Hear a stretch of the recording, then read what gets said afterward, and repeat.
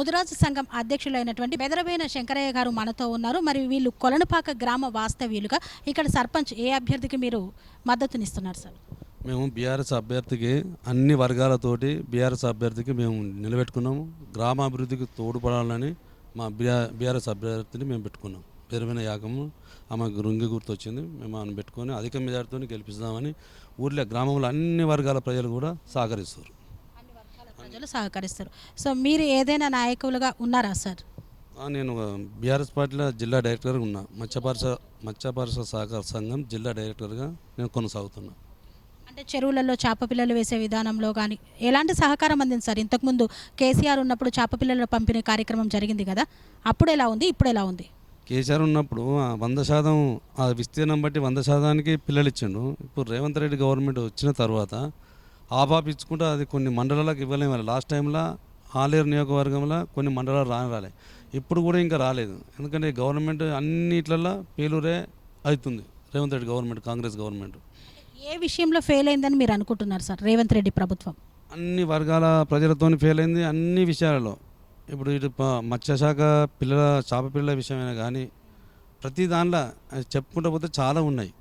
అన్నిటితో ఫెయిల్ అయింది. ఒక బస్సు ఫ్రీ బస్తోనే, ఉచిత ఫ్రీ బస్తోనే ఇదైంది.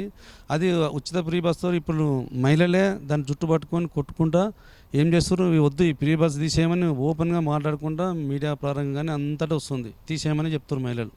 అన్నిటిలో ఫెయిల్యూర్ అయింది. 420 హామీలే కానీ 6 గ్యారెంటీలే కానీ అన్నిటిలో ఫెయిల్యూర్ అయింది. చెప్పుకుంటూ పోతే టైము. ఇక కొలనుపాక గ్రామ పంచాయతీలో బీఆర్ఎస్ పార్టీ అభ్యర్థికి ఎందుకు ఓటేయాలి? ఇప్పుడు కాంగ్రెస్ గ్రామాలలో పోతే కాంగ్రెస్ అంటే చీకొడుతుర్రు, గ్రామాభివృద్ధి కుంటుపడుతుంది. గ్రామంలో ఒక ట్రాక్టర్ డీజిల్ అయిన పరిస్థితి లేదు. ఒక పారిశుద్ధ కార్మికులకు జీతాలు ఇచ్చే పరిస్థితి లేదు. పారిశుద్ధం అట్లే ఇదైపోయింది. వీధి లైట్లు వెలుగుతలేవు, నీటి సరఫరా వస్తలేదు. అన్నిటినే గ్రామాభివృద్ధి కుంటుపడ్డది. కాబట్టి బీఆర్ఎస్ అభ్యర్థిని గెలిపించుకుంటే మళ్ళీ అన్నీ జరుగుతాయి అంటారు. బీఆర్ఎస్ అభ్యర్థి బెదరవేన యాగమ్మ రింగు గుర్తును గెలిపించుకుంటే ఆమె మెయిన్ ఏంటంటే స్థానికంగా ఉన్న వ్యక్తి, ఇక్కడనే ప్రజలలో ఉంటుంది, స్థానికంగా ఉంటుంది.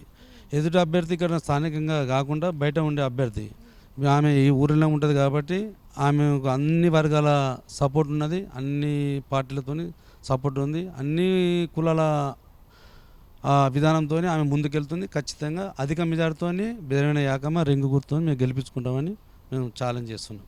కన్స్ట్రక్షన్ రంగాలలో దశాబ్దపు అనుభవంతో కస్టమర్ల మరియు శ్రేయోభిలాషుల మన్ననలను, నమ్మకాన్ని గెలుపొందిన సంస్థ VRR constructions.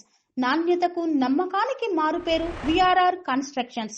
Independent houses, apartments, villas అన్ని రకాల హంగులతో అలరించే అద్భుతమైన వెంచర్స్ తో పాటు అందరికీ అందుబాటు ధరలో సొంత ఇంటి కలను సాకారం చేసే నమ్మకమైన సంస్థ VRR constructions. Please visit VRR Constructions, Varatex Plaza near Radhika Theatre, ECL X Road, Hyderabad. Call to 910088555512, 9100885559.